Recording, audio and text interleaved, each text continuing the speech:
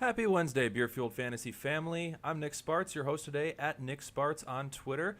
Currently recording our fourth episode of News Shots, where we're going to try to go through and do a daily rundown of the news that's happening in the NFL during preseason and all the way up through the regular season. A couple goals for this. One, we just want to make sure you guys get informed. We only release podcasts Monday, Wednesday, and Friday. We're not going to up the release schedule in week. We just don't have the time to meet that much, write that many scripts. We're still working full-time jobs, so we're limited in what we can do. It's easier for one of us to just jump in, give you the news in 10 to 15 minutes, and just kind of let you know what's going on in the NFL and keep you guys informed and just give you a quick take on what's going on. We'll save the really deep diving for the podcast. Those will still be here 3 days a week, and you guys can catch us here 7 days a week on YouTube, and we may have some more surprises coming for you down the line once we hit the regular season. Keep an eye out here for that. So as always, like, subscribe, keep track of that. But let's jump into some news for you.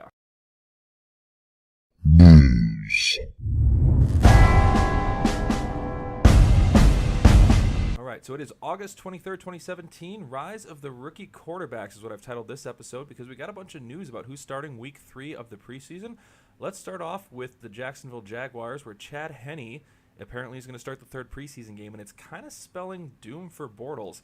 Really not seen much out of him this preseason that looked good. It looks like his throwing motion has completely ruined his game, and it doesn't look like he's the same player anymore. He doesn't seem to hit the deep throws. It was always kind of a mechanics and decision-making thing before, which would give him some erratic throwing, but for the most part, he looked pretty sharp. It doesn't look like it anymore, and Chad Henne may be your week 1 starter. It's overall, no matter which one of these two starts, though, I'm starting to downgrade my Jaguars, and you'll see that in the updated rankings I'm going to be dropping either tomorrow or Friday. Mitchell Trubisky for the Chicago Bears is going to get first-team offensive work, which is good because Mike Glennon's looked atrocious so far this preseason. Trubisky's looked really good. I'm writing an article right now on some of the players I'm rising on after the preseason, and he makes that list for me. So keep an eye out for that. I'll tweet that out when it comes. So overall, Trubisky's going up. He may get the start week 1 as well, and I kind of hope so because Glennon does not look like he has it anymore. Adam Schefter is reporting Brock Osweiler not expected to play in the third preseason games. There's some rumors that Osweiler may be on the trading block again. I could see the Browns trying to eat a bunch of his salary and getting rid of him for a 5th or 6th round pick. And Deshaun Kaiser will be starting the third preseason game and looks to be your starting quarterback week 1 for the Cleveland Browns.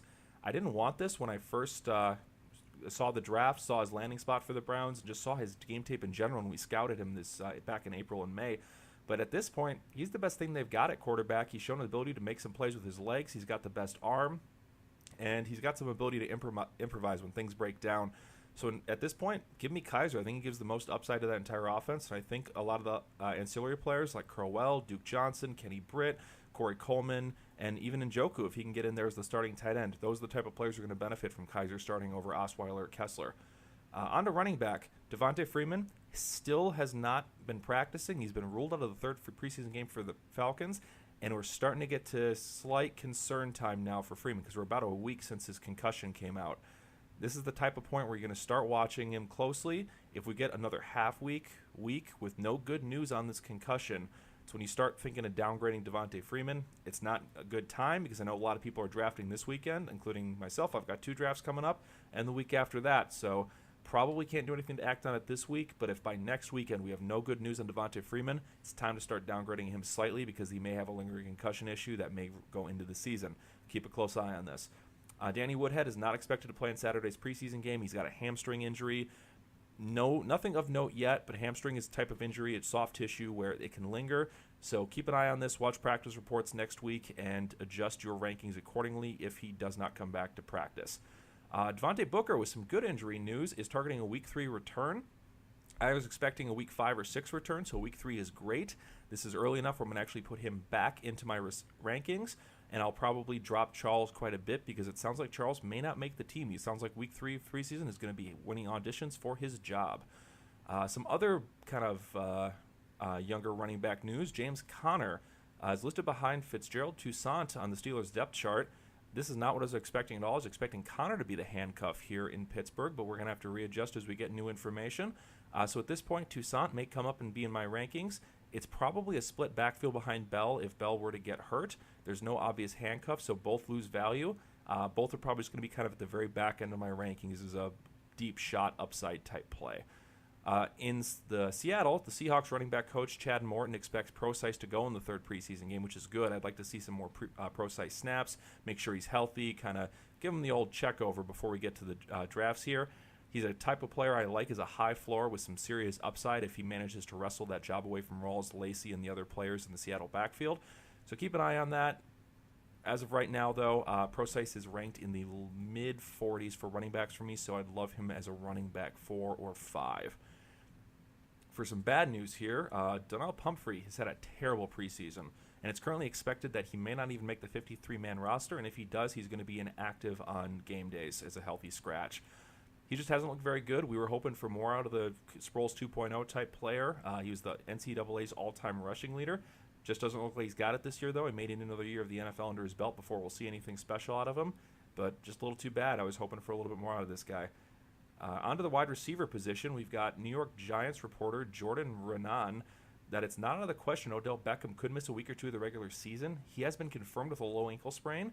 It's possible they may rest him for the first couple weeks of the season just to make sure he's up to 100% because this is the type of injury that can linger and can bring down a guy's ceiling. So keep a close eye on this. I'm currently using it as a tiebreaker against Beckham and currently slotting Julio Jones and A.J. Green ahead of him in drafts. Florida Times Union's Ryan O'Halloran guesses the Jaguars are shopping Allen Hurns at this point. He hasn't seen any preseason action even though he's been completely healthy, which is not normal. They think they're probably shelving him and trying to get a trade partner. He's got 4 years and $32 million owed to him, so the Jaguars may need to eat some of that cap hit to make the trade happen. Any signing bonus on that cap hit would be eaten by the Jaguars automatically. I haven't had a chance to break down those numbers, but at this point, it looks like it's going to be Marquise Lee as the 2 and Dede Westbrook as the 3. So slight bump to both those players. Westbrook specifically is a player who I'm actually going to start ranking in redraft leagues. He's flashed enough this preseason that there's some value there. He was a very talented player with a lot of upside. We liked him coming out of the draft. We were just worried about some of his off-field issues and a lacerated kidney issue that was a concern for him. But overall, he should be okay, and we're actually seeing some talent out of the kid. Jordan Matthews is returned to individual drills after his chipped sternum injury. He's doing individual drills right now. He should probably be back to full practice in the next week or two and should start week 1. I think he's probably the 1 beat as Zay Jones is 1A, but both look to be values right now. They're going in the 12th or 13th round of drafts, and I'm currently perfectly happy taking them in the 10th or 11th because they should get enough targets to return value on those draft picks. Pretty minor note for the last wide receiver note here is Jets released Marquise Wilson. He's a player who's flashed some talent before but can never really stay healthy. We thought that since that particular depth chart there had such a lack of talent, Marquise Wilson might be able to do something, but he washed out of the worst wide receiver core in the NFL, so at this point, Marquise Wilson, rest in peace, buddy. You're pretty much done. On to tight ends. Jordan Reed practiced for the first time this summer on Wednesday. Jordan Reed, please get healthy. I love watching you play. We want you as a top 3 player.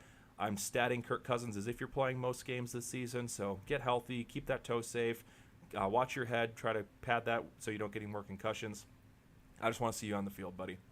Last up, Rob Gronkowski has apparently cut out alcohol and coffee from his diet. This is not really a real NFL piece of news or anything fantasy related, but more just from a show standpoint.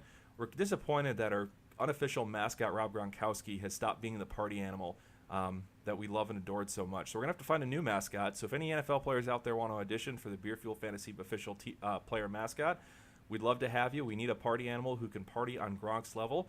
If you can be a top tier, first ballot Hall of Fame type player like Gronkowski is as well, we'll take that into consideration. But beyond that, we just want a guy who's going to go out and smash beers. So we appreciate you listening. As always, you can follow the show on Twitter at BeerFueledFF. You'll almost always find me on there. I'll try to answer any questions you can throw at me. Beerfield Fantasy Football is our Facebook. As always, find us on this channel every single day where we're going to give you the day's news and any new information that comes through. We'll be breaking down preseason games this weekend in addition to all the news that comes out of those games. Thank you so much for listening, and we'll catch you guys tomorrow. Later.